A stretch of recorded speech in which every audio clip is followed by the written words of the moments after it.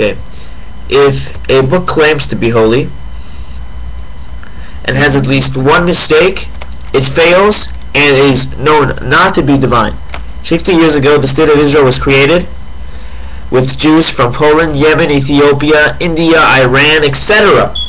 brought the same Talmud and Torah with not a single difference in wording or statement.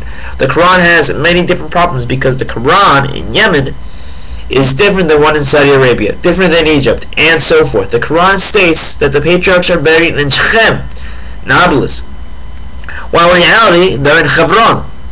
There are literally thousands of Christian Bibles out there because there are many denominations of Christianity, each having leaders like Joseph Smith, who said they had a holy revelation, or David Koresh at Waco, Texas.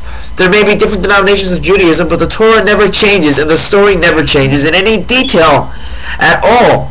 You only find every story starts with one person.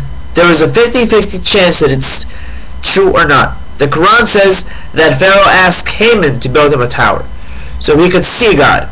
Now here's the problem. Haman lived 1,000 years after Pharaoh, so that story is impossible.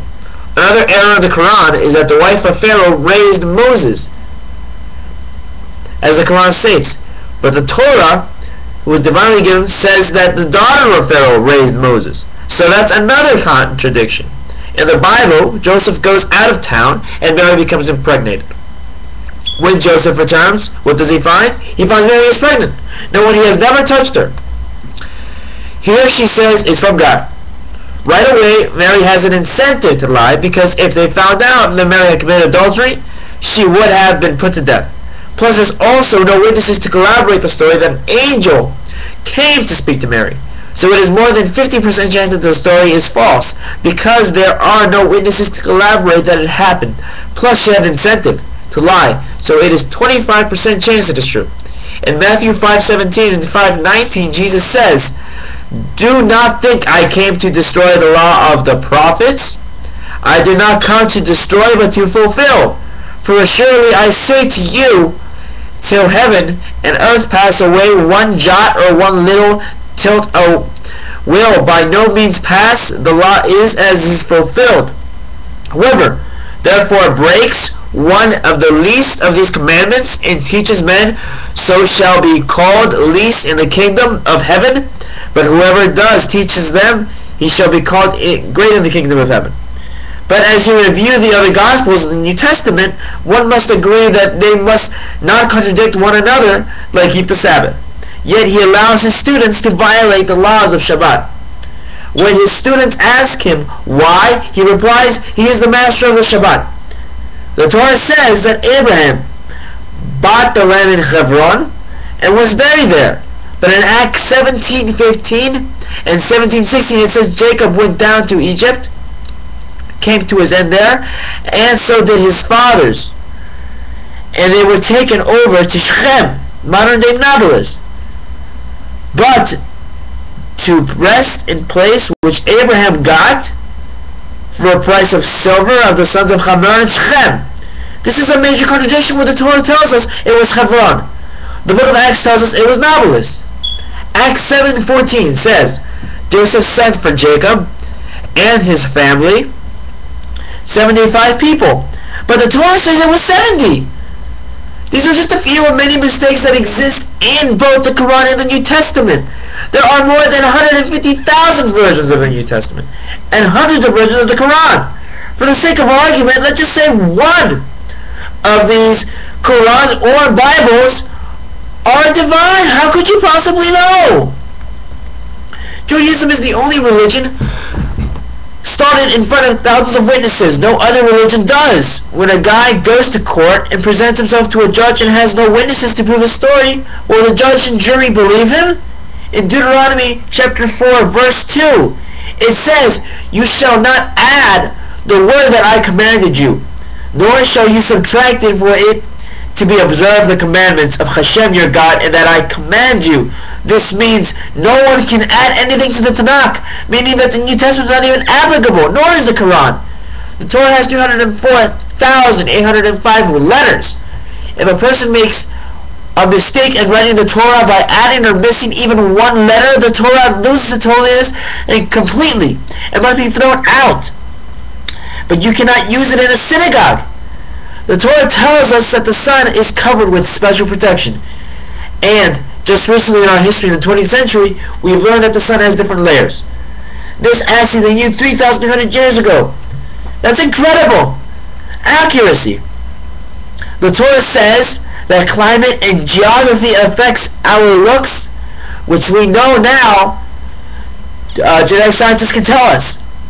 The Torah tells us that the North Pole is either dark all the time or light all the time. We now know this to be true, that there's 6 months of lightness and 6 months of darkness in the North Pole. The Torah also tells us that the moon has 29.5 days in a month. Just recently when we sent men up to the moon, they realized this out. And even in Germany recently also came very close to the number of the Torah, but not exactly. We were off by 1 digit. This is incredible accuracy. How can anyone deny the divinity of the Torah?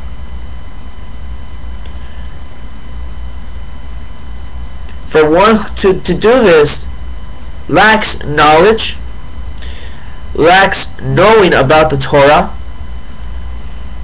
clearly doesn't know it very well, and has a lot to learn. I myself have a lot to learn. Many people say, who aren't Jewish, for example, apologistic man, something something, we'll talk about the Talmud. This is a Talmud. Alright? A Talmud is comprised of over 70 of these books, and this is just one volume of 72. If we open it up, we can actually see that there is actually a lot to read. Now, a Talmud is comprised of a Mishnah, which is the Oral Torah, and the Gemara. And the Gemara itself is the rabbinical interpretations of the Torah, which is the Mishnah. The reason why Christians believe in Yeshu is because they do not believe in the Oral Torah. They only believe in the written Torah.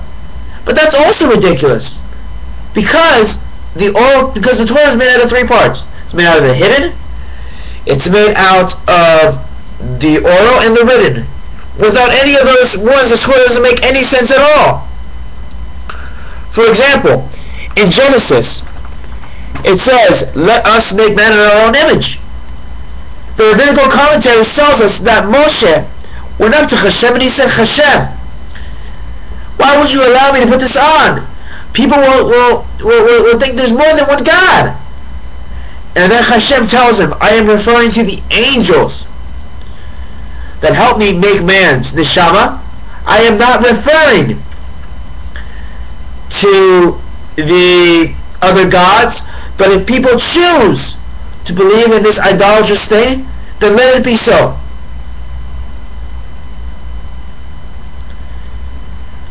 Also, there's many laws in the Torah that tells us we have to be circumcised. We have to put on tefillin. And many of this stuff isn't explicitly done. And we can't know this without the Oral Torah. We can't know this without the hidden Torah. There's so many stuff to know. And you have to study this a lot.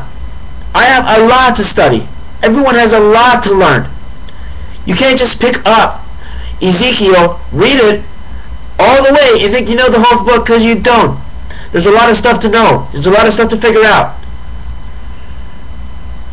So, read it, investigate it, and try to figure it out.